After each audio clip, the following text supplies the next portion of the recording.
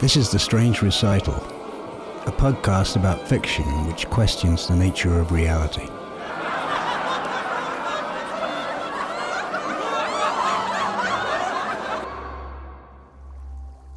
He sat on the edge, looking at his dangling bare feet. He and Annie had been drifting in the dark lake for hours without speaking. A light on deck gave the mist an ochre glow beyond which they couldn't see. "It's chilly," said Annie. When the flashlight began to die, he picked it up, jiggled it, and it flickered back on. "The batteries are a little weak," he said, looking into the barrel. The light cast a ghastly mask on his face. He smiled sadly. She smiled back. "She has my eyes," he thought. He had something to say, but then the flashlight slipped from his hand. He grabbed at it, only to knock it overboard. Annie ran to the side of the boat. She watched as the light sank incredibly slowly in the murky water. When it was completely gone, Annie continued to believe she could still see a phosphorescent trace. He said, "You know what I'm going to do, and I don't want you to do anything to stop me." In an instant, he had jumped and disappeared beneath the water like the light. Annie screamed, not knowing whether to dive after him, call for help, or to do as she was told. The sad look he had right before. Did he really want me to let him go? Did he do it just for us? I'd been worried about him, I guess, Annie went on. Since I knew he was having those tests done, I had the dream the day after we found out. You know how Dad always said that he would kill himself if he ever got really sick. He had told me years ago that he would expect my help. I was 10 at the time, and I had promised. "Let's hope it doesn't happen the way you dreamt," I said. "I know that look, afraid for me or afraid for himself. What should we do if he tries something like that?" asked Annie. "Stop him. It's too sad." I wanted to, but I didn't in my dream. He told me not to, and it's hard to know what he really wants. I wouldn't want him to have to do it himself, I said. To be at that threshold, knowing that just past it, everything you ever thought, did, and loved has no consequence. All value lost. And then to take that step, it's unnatural. Well, I added finally, don't think about it for now. During the day, we managed to avoid the thought, and if sounds and shadows in the night as we watch in our beds make us fear our mortality, we learn to put them off with pills or induced fatigue. When I am 98 and I am done, I intend to reread a favorite book, take a long walk alone, get into bed with my husband, fall asleep spooning, and become suddenly senile. After that, I don't want to know. I don't want to be around for my husband's death either. His ghost would be my palpable sadness. And I won't die without you. Both of us must go then, at the same time, each believing that the world survives without us. To be loved at the moment of death, and to think we leave something behind are our only consolations. For 3 years we knew Dad had a lump in his throat. He had trouble swallowing, and several times a day he would be possessed of a mad coughing fit that would leave him clutching the furniture for support. The pain that shot through his jaw made him consider taking up heroin. He visited doctors, dentists for lockjaw, and chiropractors. Each found and treated a different cause, but nothing was effective except painkillers. Then, for a time, his attention was diverted by open-heart surgery, an arterial bypass operation on his neck, and the effects of a mild stroke suffered on the table. But when he recovered, the throat pain returned and seemed to have spread further into his jaw and ears. Occasionally, he would fall client to some new doctor with a new technique or in the midst of research for a new technique. Classifieds requesting volunteers caught his attention. Nothing helped. If only they could identify the problem, that would be the thing. If only I knew what the hell it was, he said. Of course, our first thought had been cancer. He had been smoking a pipe since he was 14 in order to appear older, he says. because he was so small as a young man. The first thing his doctors did was check for a tumor. Nothing was found. So Dad was sent on a wild goose chase after the cause of his pain. The latest diagnosis had been Eagle's syndrome. He called to tell me that the doctors had finally cracked the case. The doctor gave a shrug and told me that it was not life-threatening. "Don't tell me it's not life-threatening," I said. "I'm in so much pain I want to blow my head off." His voice cracked on the tragicomic note, me. Eagle's syndrome is a rare condition having to do with a fused or overgrown something or other in the jaw area that pinched a nerve and created all sorts of problems throughout the ear and throat area. The symptoms matched his exactly, and he was much relieved to know, finally, what the problem was. I told him he could be proud of having such a distinguished-sounding condition. It seemed to imply a too lofty perspective on life. I was almost thrilled when I hung up the phone. He was going to get a second opinion, but he was already making plans to have the surgery performed by the leading doctor. The next day, a second doctor peered down his throat and recognized a cancerous tumor immediately. He scheduled Dad for emergency surgery the following morning. The polyp he had seen was the size of his pinky tip, and he was confident he could get it. Dad called that evening to tell me the bad news. I was in the middle of talking to an elevator repairman who had come just as I was leaving for my aesthetics seminar. I had the building superintendent on the other line when I clicked over to Dad. He sounded horrible. He said he was going in for surgery the following morning. I assume he meant surgery for the Eagle syndrome. "Great," I said. Guessing that I was preoccupied, he didn't correct me. The repairman needed the phone to call the office. The following day, I thought about the tone of his voice, and I realized that there had been more to that call. I tried him at home, got his machine, and left a shaky message saying I hoped the surgery had been a success.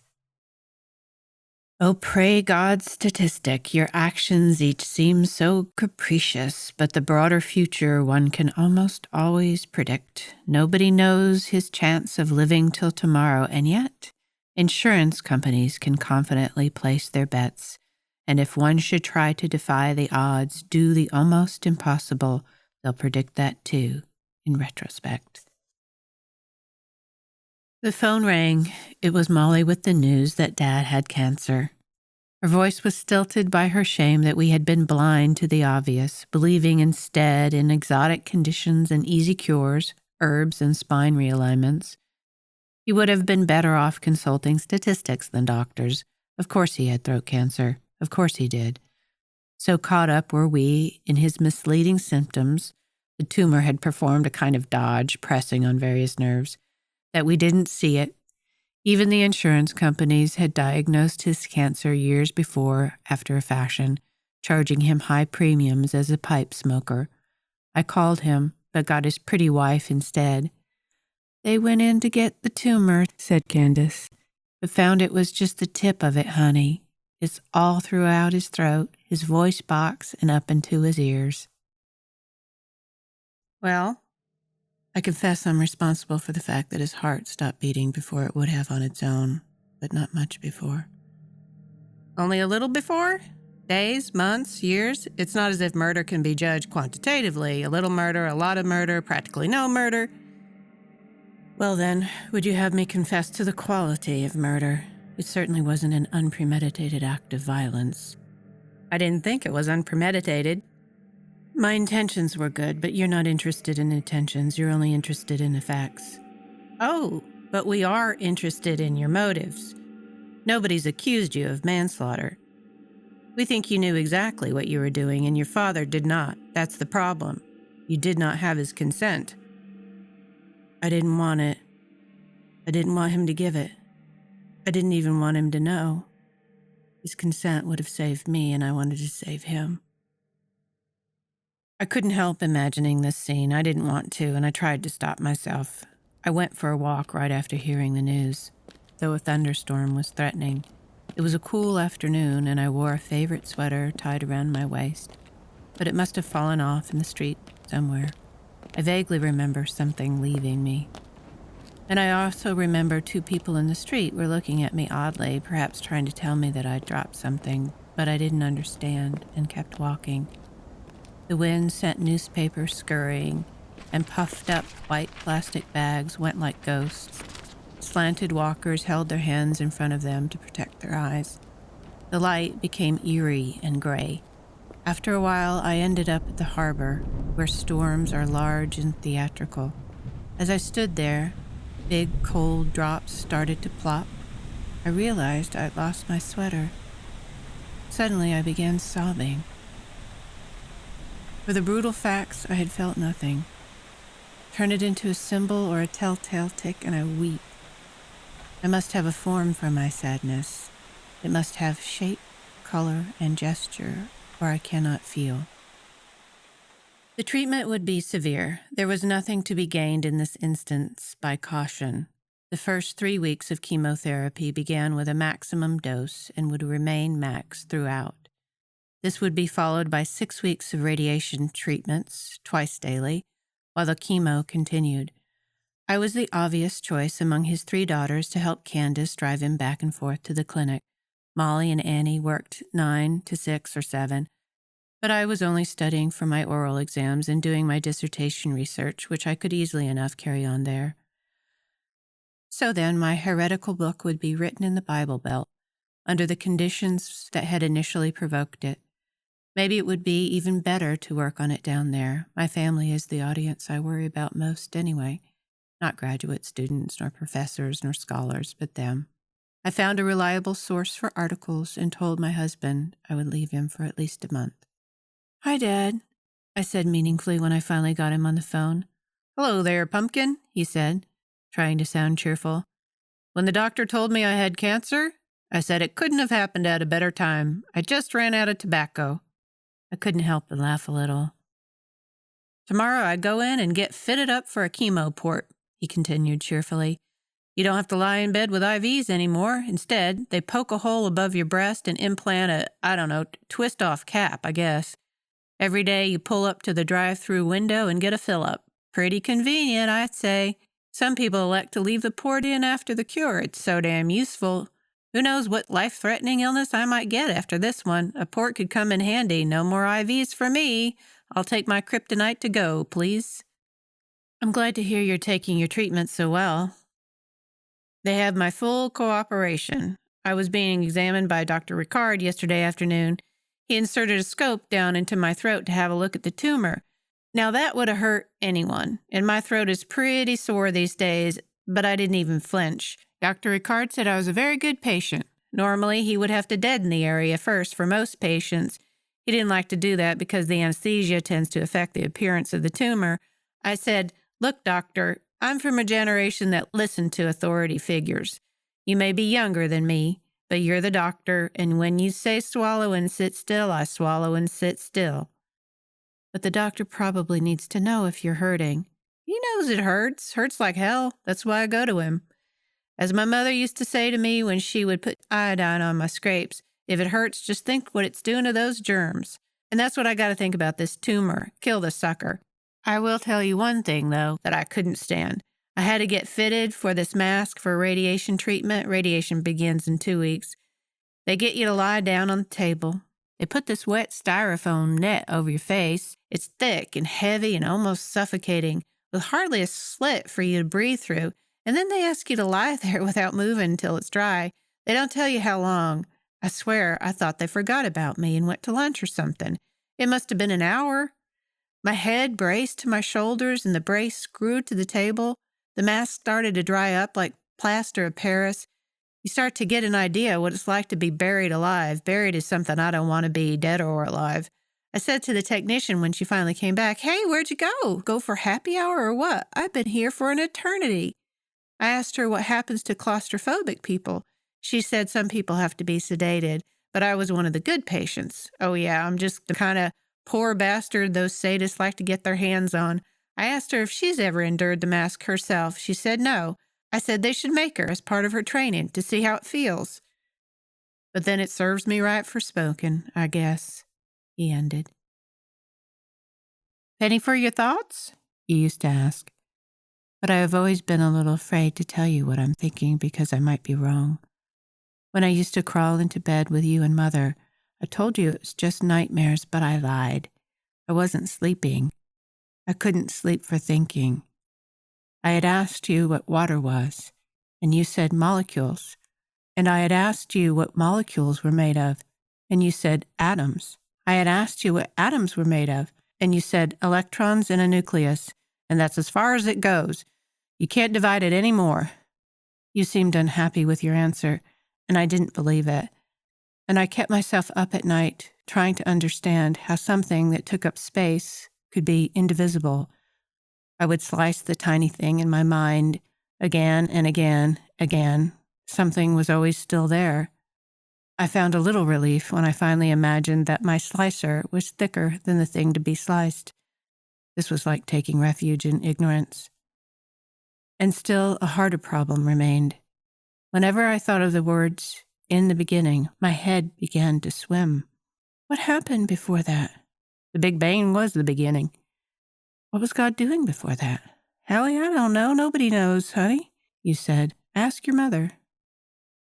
About difficult things, Mother always said God would explain it all on Judgment Day, and I temporarily accepted the concept of mystery in order to sleep.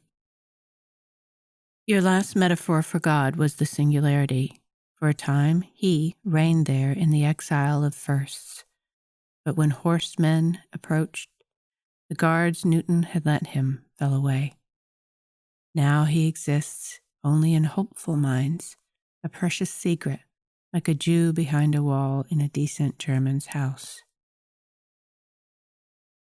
Even with all your disrespect for organized religion, you said you thought there must be something. Your belief had been edited and modernized to fit the presently known facts. Such adjustments are usually made with minimal friction from one generation to the next. But Dad, I was suckled on what even you cannot swallow. 1927 was the year of your birth and of uncertainty. But by the time Heisenberg's principle began to filter down to the layman, where were you? Already full of God and figurehead, sailing toy ships in the Santa Fe River. Knowledge was physically certain, and battles were fought for truth. Heisenberg was too late for you. When you come upon the indeterminate scene, even you believe you smell a whiff of someone's desire. Even you find his hand in strange coincidences, and you do not object when science stops respectfully at the edge of time and points to the abyss of human stupidity, humbles our pride, and supplies what little faith in God you have. For me, the inexplicable does not need to be personified. I am content with art, love, and agency. That was Naked Singularity, written and read by V.N. Alexander.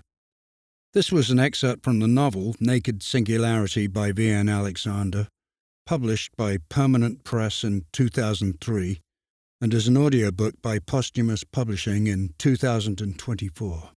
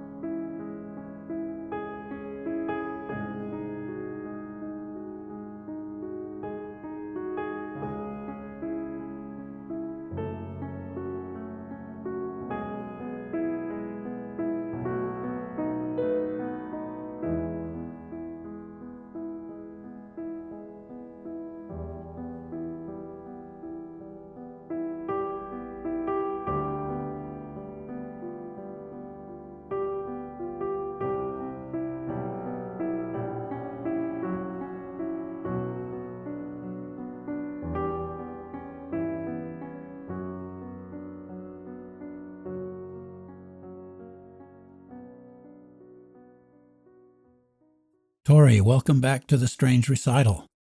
Last time you were here, we featured an excerpt from a new novel of yours, a dark comedy, now titled Orwell 2020. As I understand, it has an agent but no publisher yet.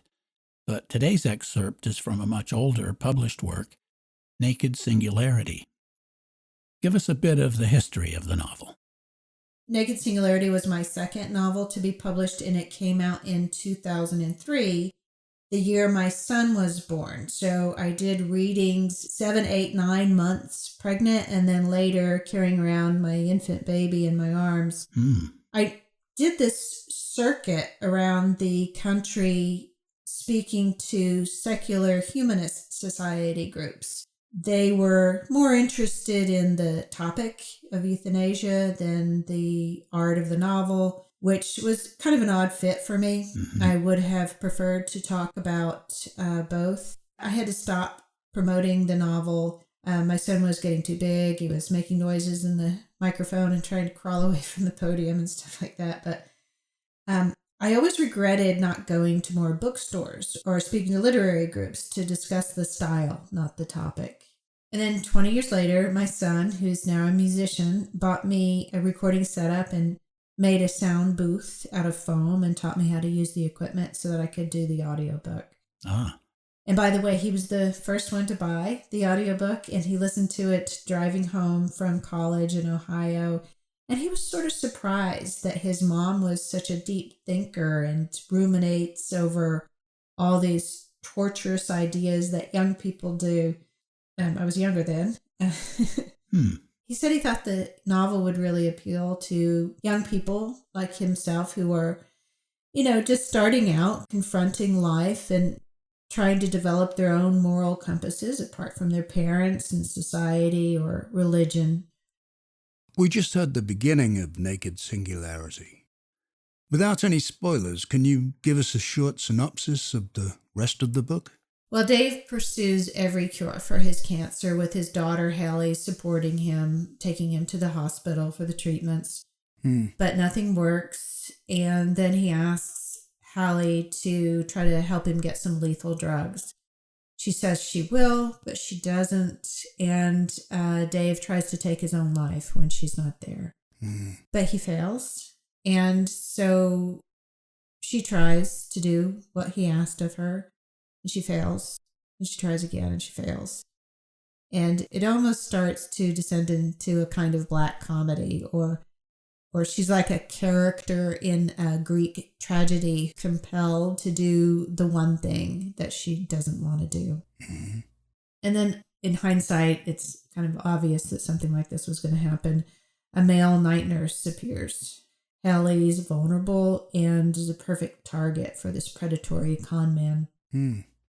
If I can digress for just a bit, right before Naked Singularity came out, I saw Adaptation, which is a great metafictional movie directed by Spike Jonze about the writer Charlie Kaufman. He's played by Nicolas Cage, who's trying to write a screenplay of the book The Orchid Thief. It's a real book by Susan Orlean, who in the film is played by Meryl Streep. Hallie's character is like the Streep character, an affluent Upper West Sider in New York, and Tommy, the male night nurse, is kind of like the Orchid Thief character. I don't know what archetype that is necessarily, but I recognize them. So if you've seen that movie, that's my way of hinting at the kind of emotional train wreck that happens in Naked Singularity without ruining any of the surprises. Adaptation is one of my favorite movies ever. I imagine most listeners will have the same question I do. How much of this story is autobiographical? And it's completely acceptable if your answer is that it's irrelevant because this is fiction. In fact, in the fiction arena, does so-called truth even matter? Well, I suppose the statute of limitations has run out. My father did die of cancer. He did ask me to help him die, but the cast of characters is completely different. Incidentally, Adam Bellows, Saul Bellows' son, was my neighbor in New York at the time. And Adam used to talk about how his father transformed the raw material of family history into something barely recognizable but uncomfortably familiar. And I think that kind of fits here. Yeah. Since I brought up Saul Bellow, let me mention that he was a very important early influence And I think I read every one of his books about a year or two before I started writing Naked Singularity. Bellow uses a very earnest voice in his writings, and I think that's similar to the voice that I use in Naked Singularity. Most of my other works are more satirical. Both of my parents have departed, and I know that's true for Brent as well. This is natural when we reach such advanced ages. You're much younger, of course, but anyway, people disappear. The queue shuffles forward, and soon we find ourselves at the head of the line. Any thoughts about that? Well, that's one of the reasons why losing a parent is so tough. It says you're next. Yep. There should be lots of readers for the story. Everyone goes through this, and when they do, many start obsessing over their own mortality, and they want to share the experience of others.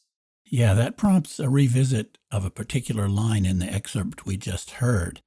Quote, "When I am 98 and I am done, I intend to finish rereading a favorite book, take a long walk alone, get into bed with my husband, fall asleep spooning, and become suddenly senile. After that, I don't want to know." End quote. Considering that you wrote that when you were over 2 decades younger, does it still apply? Yes, I'm still terrified of dying. Mm-hmm. It reminds me of something Nabokov said once. I'm not quoting exactly, but he said something like, "There is one abyss before the cradle and another one after the coffin. They're both terrifying, but the latter much more so." This discussion raises a question I've faced. As we age, we change. Our ideas and passions evolve. Some things I wrote long ago seem like they were written by someone else. I've even thought I don't want my name attached to them anymore. Yet, they may also have good content and be valid for a large part of the potential audience. I assume you don't have this concern, as you've just brought out the audiobook of this older novel. Do you have any advice for me? Well, I think after your work is published, you should think of it as written by someone else. You have to have respect for it as a work of art, written for a particular time and place. I think that made doing this audiobook 20 years later much easier. I was acting all the parts. I'm not Hallie, nor am I the same exact author that wrote that book. It made me a little less self-conscious, I think, getting that distance. Okay. In some ways, Naked Singularity might be prescient, considering the fact that there's currently a bill before the New York legislature which would allow physicians to assist suicides by people who have a terminal condition with less than 6 months to live. So New York would move in the direction that Canada has gone, as well as Belgium and the Netherlands. Some people are very concerned about misuse of such power. What do you think? I've thought about that quite a lot, yeah. I recently wrote about that law in Canada on my Substack, The Posthumous Style. My view is that we cannot let the state or an authority or a professional or expert decide when to euthanize, ever. The decision and the act must be made by the patient and or the patient's family without pressure. It's nearly impossible, I think, to legislate the morally gray areas of life. Judgment is necessary, and laws don't entail any judgment. In Texas, where this story of Naked Singularity takes place, not only is euthanasia illegal, but suicide is too. So when Hallie helps her father stash some drugs away, she's already breaking the law. She thinks that brave people break unjust laws and then face the consequences. So if I can bring up another example of euthanasia in literature, in Kate Atkinson's A God in Ruins, a husband smothers his wife with a pillow. She has a brain tumor and she's lost her mind, and he kills her right after she has banged out something on the piano, which the omniscient narrator lets us know that she thinks it's the most beautiful thing she has ever played. And so she dies happy and satisfied. But the husband doesn't know this. He thinks he's just doing what he has to do to keep her from suffering. So I think that Atkinson illustrates that morally gray area, and in the story, the doctor just writes down natural causes on the death certificate. Let's get back to the novel. I'm interested in your authorial decision to sometimes speak of the father in the third person and sometimes to address him in the second person. The reader is challenged at first to know who you refers to, but it does become clear as we go along. Can you say a little about that literary device? It is something of a diary that Hallie is keeping for her father, not to him, but because of him. And in a way, the you is also the audience. Okay. That abstract entity for whom we write, the perfect reader. Perhaps I wrote this to someone like my real father. He was also a novelist. My father was much more serious and more of an intellectual than Dave MacDonald. Dave in the story provides a lot of the comic relief, which is necessary, I think, for a book like this. Mm-hmm. I just want to say that the ending of this excerpt completely resonated for me. The daughter doing her damnedest to imagine slicing subatomic particles ever tinier, and then, of course, that confounding but totally obvious question about the Big Bang. But what came before that? And then the statement that she says, "For me, the inexplicable does not need to be personified." I'm currently reading Federico Fagin's book, Irreducible, which makes a case for consciousness being more fundamental than matter. But we're running out of time, so I probably shouldn't have brought this up. Any thoughts? Lots and lots. That's what made me become a philosopher of science. But I think I prefer writing philosophy as fiction and prose poetry in a way. I've written nonfiction books and articles about intentionality, which is my term for what some people call consciousness. But I think I express my scientific ideas more perfectly in Naked Singularity before I found the answers. There's something about questions that's so much more full and rich. Do you have any new projects in the works? I have a novel coming out in April 2026 from Heresy Press called The Girly Playhouse. I actually wrote that novel in the 1990s, right before Naked Singularity. I'm revisiting my past a lot lately. Good. And that novel is metaphorically about my mother. Well, Tori, thanks for contributing once again to our podcast. Yeah, thanks. My pleasure. As always, thank you guys. Well, a rather grim topic today. Perfect for December, I'd say. This is The Strange Recital, on the web at thestrangerecital.com. The music on this episode was the Piano Sonata No. 14 in C-sharp minor, the Moonlight Sonata, Opus 27 No. 2, by Beethoven. This is episode 25121.